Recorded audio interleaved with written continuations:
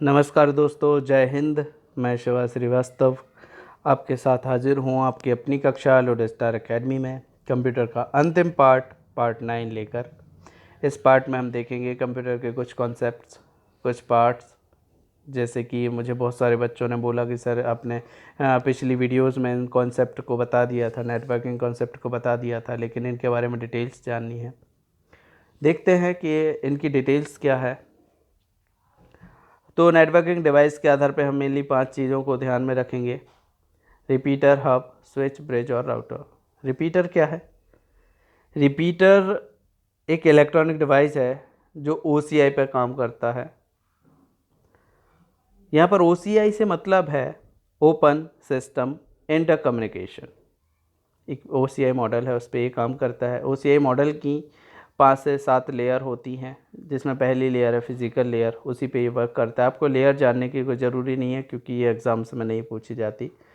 हमें यहाँ exam oriented पढ़ाई करनी है। इसका उपयोग जो है ट्रांसमिशन बढ़ाने में किया जाता है, ताकि सिग्नल लंबी दूरी कवर करने के बाद एक जैसे मान लो यहाँ से हमें भोपाल कोई सिग्नल को भेजना है, तो हमें बीच में जो है रिपीटर्स लगाने होंगे ताकि हमारा सिग्नल जो है वीक ना हो।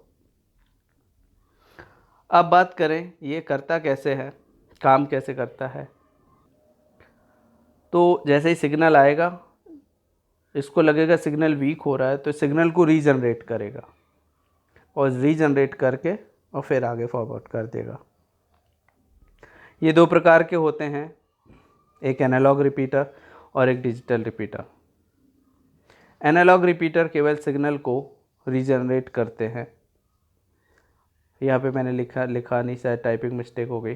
डिजिटल जो है रिपीटर, वो रिकंस्ट्रक्टेड करने के बाद, मतलब सिग्नल को फिर से बनाने के बाद उसकी एरर को भी हटा देते हैं और फिर आगे भेजते हैं। ये डिजिटल का काम होता है। और ये क्या करते हैं, एनालॉग जो कहते हैं सिग्नल आया उसको रीजनरेट किया और फिर आगे भेज दिया। रिपीटर के बाद बात करें हब की।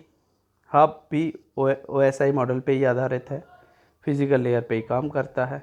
बहुत सारे कंप्यूटर्स को आपस में कनेक्ट करने के लिए इसका यूज़ किया जाता है। तो हब भी अच्छा, एक चीज़ यहाँ हब के बारे में आपको ध्यान रखना है, ये हब डुप्लेक्स कम्युनिकेशन पे काम करता है। हब डुप्लेक्स मतलब या तो डाटा एक बार में सेंड होगा या रिसीव होगा, एक कोई काम करेगा, दोनों काम साथ में नहीं करेगा। ये भी 2 प्रकार के होते हैं हब, पैसिव और एक्टिव। पैसिव के लिए देखो पावर सप्लाई ज़रूरी नहीं होती है, बिना पावर सप्लाई के भी काम करता है। इसके पास जैसा सिग्नल आता है वैसे ही के वैसे सिग्नल आगे भेज देता है। एक्टिव हब के लिए लेकिन पावर सप्लाई की ज़रूरत होती है। इसके पास जैसे ही सिग्नल आया उसे ये रीजनरेट करेगा और फिर आगे भेजेगा, इसके लिए पावर सप्लाई की ज़रूरत होगी। ठीक है, बात करें स्विच की। स्विच OSI मॉडल की data link layer. Data link layer ध्यान रखना, वो फिजिकल लेयर, ये डाटा लिंक लेयर, और नेटवर्क लेयर पे, दोनों लेयर पे काम करता है स्विच। मल्टीपल्स कंपोनेंट्स या मल्टीपल्स कंप्यूटर्स को आपस में कनेक्ट करना, उन सारे सिस्टम्स को कनेक्ट करने के लिए स्विच का यूज़ किया जाता है। स्विच इंटेलिजेंट डिवाइस होते हैं क्योंकि नेटवर्क के सभी होस्ट एड्रेस को मेंटेन करने के लिए इनमें मेमोरी होती है, इसीलिए इनको इंटेलिजेंट डिवाइस। जैसे इंटेलिजेंट डिवाइस इसी को कहेंगे जिसके पास मेमोरी है, ध्यान रखना ये चीज़। इनके पास एक एड्रेस टेबल होती है और कौन सा होस्ट स्विच किस पोर्ट में कनेक्ट है, ये सारी चीज़ें इनके पास स्टोर होता है डाटा, ताकि अगर मान लो किसी होस्ट स्विच में कोई प्रॉब्लम आ जाए तो हम सारे कनेक्शंस ना देख के डायरेक्ट उसी होस्ट स्विच को देखें। तो ये फुल डुप्लेक्स डिवाइस है, ये भी आपको ध्यान रखना है। स्विच एक फुल डुप्लेक्स डिवाइस है, इसमें एक साथ ही हम डाटा को सेंड और रिसीव कर सकते हैं। नेक्स्ट हम बात करें ब्रिज की।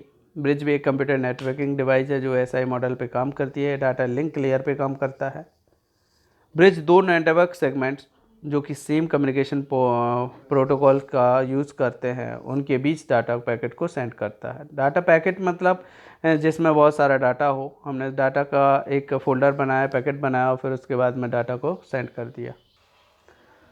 बात करें ब्रिज की तो इसमें जो है 2 पोर्ट होते हैं, एक इनकमिंग और दूसरा आउटगोइंग। जैसे नेटवर्क के पोर्ट आपस में जुड़े होते हैं इनकमिंग के साथ आउटगोइंग, है ना। यहाँ से डाटा आया, डाटा पैकेट आया और दूसरे पोर्ट से हमने डाटा पैकेट को आगे फॉरवर्ड कर दिया। तो इस तरीके से ये ब्रिज काम करता है। बात करें आगे हमारे लास्ट जो है कंपोनेंट की, वो है router. Router internet networking device है जो दो डिफरेंट नेटवर्क्स को आपस में जोड़ने का काम करता है। ये भी OSI मॉडल पे वर्क करता है, नेटवर्क लेयर पे काम करता है। राउटर डाटा को एक नेटवर्क से दूसरे नेटवर्क में सेंड करता है और फिर आगे का काम स्विच करता है। राउटर अपनी एक राउटेड टेबल मेंटेन करता है, ठीक है, ये भी एक टेबल बनाता है। राउटर किसी डाटा को नेटवर्क में सेंड करने के लिए दो टाइप के प्रोटोकॉल यूज़ करता है। पहला है राउटेड प्रोटोकॉल और दूसरा है राउटिंग प्रोटोकॉल, ठीक है। राउटेड प्रोटोकॉल को देखें तो यह प्रोटोकॉल डाटा को कैरी करते हुए और लॉजिकल एड्रेसिंग डिफाइन करते हैं। इस तरह के प्रोटोकॉल में डिवाइस को मैनुअली एक IP यानी इंटरनेट प्रोटोकॉल दिया जाता है। राउटिंग प्रोटोकॉल की बात करें तो यह इस टाइप के जो प्रोटोकॉल्स होते हैं वो राउटर्स के बीच में एक पाथ डिटर्मिनेशन करते हैं और इन्हीं की हेल्प से राउटर अपनी राउटिंग टेबल अपडेट करते हैं। यहाँ पे कुछ एग्जांपल्स दे रखे हैं राउटेड के, है IP, IPX, एप्पल टॉक।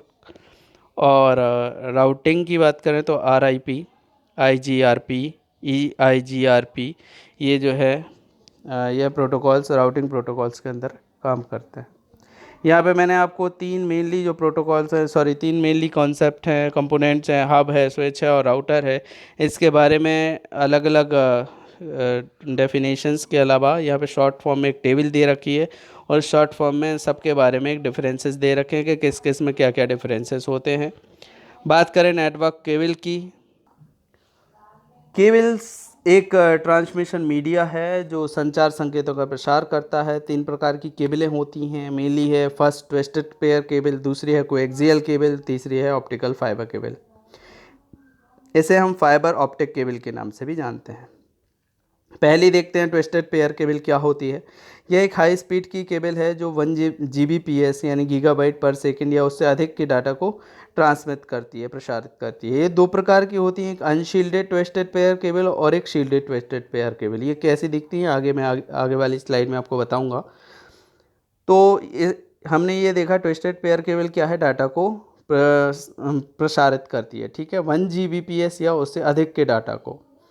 दूसरी बात करें कोएक्सियल केबल, कोएक्सियल केबल एक टीवी कनेक्शन के लिए केबल है। जैसे कि हमने देखा होगा डिस्क की केबल, जो हम DTH या डिस्क की केबल गोल गोल वाली आती है, उसे कोएक्सियल केबल कहते हैं। ट्विस्टेड पेयर केबल की तुलना में ये काफ़ी महंगी होती है और हाई डाटा ट्रांसमिट करती है, ठीक है। तीसरी बात करें हम फाइबर ऑप्टिक केबल या ऑप्टिकल फाइबर केबल, तो सबसे हाई स्पीड इसी केबल में मिलती है। एक प्रकाश बीम LED का यूज़ करके हम लाइट के फॉर्म में डाटा को ट्रांसमिट करते हैं और दूसरी तरह रिसीवर उस डाटा को रिसीव करता है, ठीक है।